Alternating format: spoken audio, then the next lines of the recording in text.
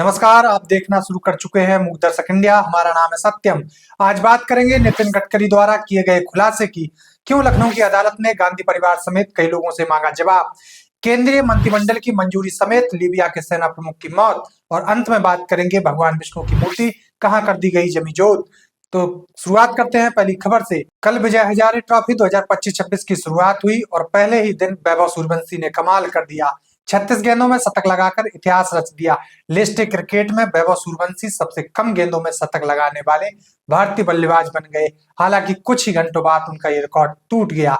14 साल के वैभव सूर्यवंशी ने 82 गेंदों में ताबड़तोड़ 190 रनों की पारी खेली। सूर्यवंशी की 190 रनों की पारी के बदौलत बिहार ने 50 ओवर में 6 विकेट के नुकसान पर 574 रनों का स्कोर खड़ा किया, जो लिस्ट ए में अब तक का सर्वश्रेष्ठ स्कोर है। वैभव सूर्यवंशी के रिकॉर्ड को कुछ ही देर में झारखंड के कप्तान ईशान किशन ने तोड़ दिया। ईशान किशन ने 33 गेंदों पर शतक लगा दिया। हालांकि लिस्ट ए में सबसे तेज 150 रनों का रिकॉर्ड सूर्यवंशी ने अपने नाम कर लिया। भारतीय प्रबंध संस्थान कोझिकोड ने कॉमन एडमिशन टेस्ट कैट 2025 का रिजल्ट जारी कर दिया। 2.5 लाख से अधिक उम्मीदवारों का इंतजार खत्म हो गया। बुधवार को विधानसभा में उत्तर प्रदेश के मुख्यमंत्री योगी आदित्यनाथ ने विपक्ष के सवालों के जवाब देते हुए कहा, मुझे प्रसन्नता है, मैंने सुरक्षा का माहौल दिया। उन्होंने नेता प्रतिपक्ष माता प्रसाद पांडे से कहा, देश के अंदर कहीं भी जाते होंगे तो इस बात का एहसास जरूर होता होगा कि यूपी सुरक्षित है, दंगा नहीं है, अराजकता नहीं है। उत्तर प्रदेश के हापुड़ में डिस्ट्रिक्ट क्राइम रिकॉर्ड ब्यूरो में तैनात इंस्पेक्टर महेंद्र सिंह को 4 लाख की रिश्वत लेते हुए एंटी करप्शन ब्यूरो ने मेरठ से उनके घर से रंगे हाथों गिरफ्तार किया। हत्या के मुकदमे से नाम निकालने के लिए 4 लाख रुपए की रिश्वत की मांग की गई थी। आरोपी के खिलाफ मेरठ के कंकर खेड़ा में मुकदमा दर्ज किया गया है। केंद्रीय श्रम एवं रोजगार तथा युवा कार्यक्रम एवं खेल मंत्री डॉक्टर मनसुख मांडविया 26 दिसंबर को गुजरात के बटवा में कर्मचारी भविष्य निधि संगठन के नवनिर्मित क्षेत्रीय कार्यालय का उद्घाटन करेंगे। भविष्य निधि भवन को 10 करोड़ से अधिक की लागत से बनाया गया है। प्रधानमंत्री नरेंद्र मोदी की अध्यक्षता वाले केंद्रीय मंत्रिमंडल ने दिल्ली मेट्रो के 5A परियोजना के हिस्से के रूप में 3 नए कॉरिडोर को मंजूरी दी है। 3 नए कॉरिडोर की कुल लंबाई 16 किलोमीटर होगी। 13 स्टेशन शामिल होंगे, जिनमें 10 भूमिगत होंगे जबकि 3 स्टेशन एलिवेटेड होंगे। परियोजना की लागत 12,000 करोड़ रुपए से अधिक है, जैसे भारत सरकार, दिल्ली सरकार और अंतर्राष्ट्रीय वित्त पोषण एजेंसियां प्रदान करेंगी। उन्नाव रेप के मुख्य आरोपी बीजेपी के पूर्व विधायक कुलदीप सिंह सेंगर की जमानत याचिका मंजूर होने के बाद दिल्ली में सामाजिक कार्यकर्ता योगिता भयाना और दुष्कर्म पीड़िता की मां और पीड़िता ने इंडिया गेट पर विरोध प्रदर्शन किया। दिल्ली पुलिस ने रात में इंडिया गेट से बलपूर्वक हटा दिया।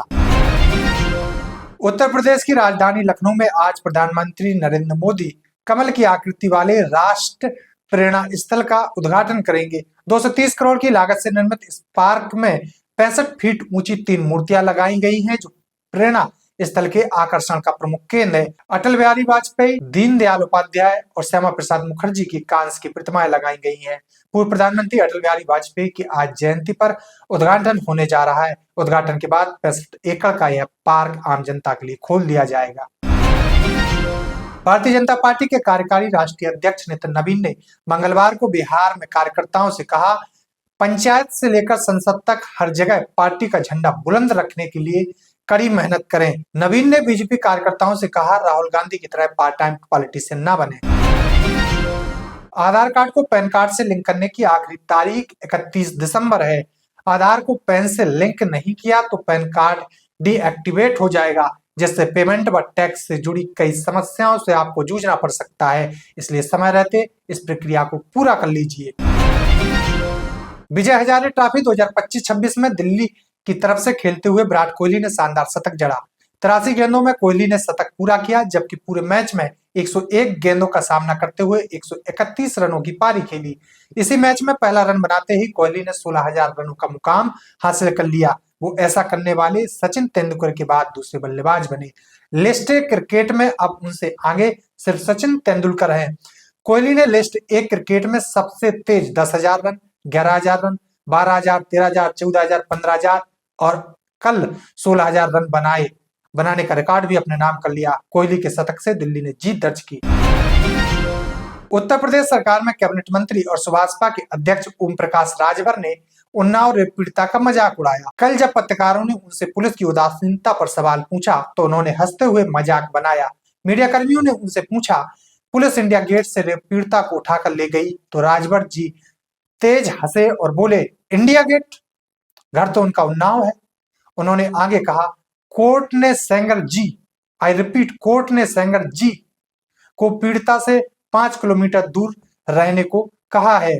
उन्होंने बलात्कारी कुलदीप सिंह सेंगर को जी कहकर संबोधित किया। देश में अरावली का मुद्दा थमता न देख केंद्र सरकार ने सरेंडर करने की तैयारी कर दी। केंद्र सरकार की तरफ से बयान जारी किया गया। बयान में कहा गया, केंद्र सरकार ने राज्यों को अरावली में किसी भी प्रकार के नए खनन पट्टे देने पर पूर्ण प्रतिबंध लगाने के निर्देश जारी किए हैं। केंद्र ने कहा, यह प्रतिबंध संपूर्ण अरावली भूभाग पर एक समान रूप से लागू होगा। उत्तर प्रदेश के गोरखपुर के सहजनवा थाना क्षेत्र के जोगिया कोल टेकर मार्ग पर 35 साल के विशाल यादव की लाश मिलने से सनसनी फैल गई। हत्या गला दबाकर की गई, लाश खेत में फेंकी गई। दलदली जमीन पर संघर्ष के निशान के साथ कई लोगों के पैरों के निशान भी मिले। सबको पोस्टमार्टम के लिए भेज दिया गया था। पुलिस ने इस मामले में एक युवती के घर के 3 लोगों को हिरासत में लिया है। मामले पर ऑनर किलिंग का शक जताया जा रहा है। तुर्की में विमान हादसा हुआ जिसमें लीबिया के सेना प्रमुख समेत 8 लोगों की मौत हो गई। तुर्की की राजधानी अंकारा से उड़ान भरने के बाद निजी विमान दुर्घटनाग्रस्त हो गया, जिसमें सेना प्रमुख जनरल मोहम्मद अली अहमद अल हद्दाद समेत 8 लोगों की दुखद मौत हो गई।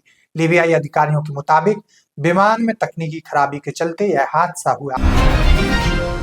2 देशों की जंग के बीच भगवान विष्णु की मूर्ति को बुलडोजर से गिरा दिया गया। मामला थाई कंबोडिया सीमा का है।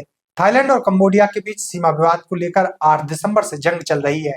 इस जंग से अब तक 40 लोगों की मौत हुई और 8 लाख से ज्यादा लोग विस्थापित हुए हैं। कंबोडिया के मुताबिक थाईलैंड की सेना ने कंबोडिया की सीमा में घुसकर भगवान विष्णु की मूर्ति को बुलडोजर से जमीजोत कर दिया। मूर्ति तोड़े जाने के बाद जैसे ही वीडियो सोशल मीडिया पर वायरल हुआ, इस पर भारत की तरफ से कड़ी निंदा की गई।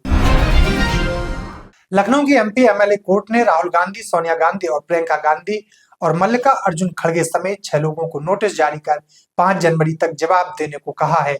मामला कांग्रेस के दिल्ली मुख्यालय के उद्घाटन के अवसर का है, जिसमें आरोप लगाया गया है इन लोगों ने देश के विरुद्ध भाषण दिया। जयराम रमेश, वेणुगोपाल के नाम भी इसमें शामिल हैं। 9 सितंबर को लखनऊ में यह परिवाद दर्ज करवाया गया था। उत्तर प्रदेश के चर्चित उन्नाव रेपकांड के आरोपी बीजेपी के पूर्व विधायक कुलदीप सिंह सेंगर को दिल्ली हाईकोर्ट द्वारा जमानत मिलने के बाद से रेप पीड़िता और उनकी मां लगातार विरोध कर रहे हैं। कल दिल्ली के इंडिया गेट पर भी उन्होंने प्रदर्शन किया, लेकिन पुलिस द्वारा वहां से हटा दिया गया था। रेप पीड़िता की मां को नेता प्रतिपक्ष राहुल गांधी ने फोन कर अपने आवास पर बुलाया और मुलाकात की। उत्तर प्रदेश में सर्दी का सितम बढ़ता जा रहा है। कई जिलों में पहले ही 1 से 8 तक के स्कूल बंद थे। कल हरदोई के जिलाधिकारी के आदेश पर 26 सितंबर तक 1 से 8 तक के सभी स्कूलों को बंद रखने के निर्देश जारी किए गए। यह आदेश सभी बोर्डों के स्कूलों पर समान रूप से लागू होंगे। केंद्रीय सड़क परिवहन और राजमार्ग मंत्री नितिन गडकरी ने हाल ही में एक कार्यक्रम में खुलासा किया है कि हमास के मुखिया इस्माइल हानिये की हत्या के कुछ घंटे पहले उनकी उनसे मुलाकात हुई थी। घटना ईरान की राजधानी तेहरान में पिछले साल हुई थी। यह खुलासा एक किताब लॉन्चिंग के मौके पर नितिन गडकरी ने किया। हत्या पिछले साल 31 जुलाई को हुई थी, लेकिन अभी तक यह पता नहीं चल पाया कि हत्या किस तरह की गई। नमस्कार।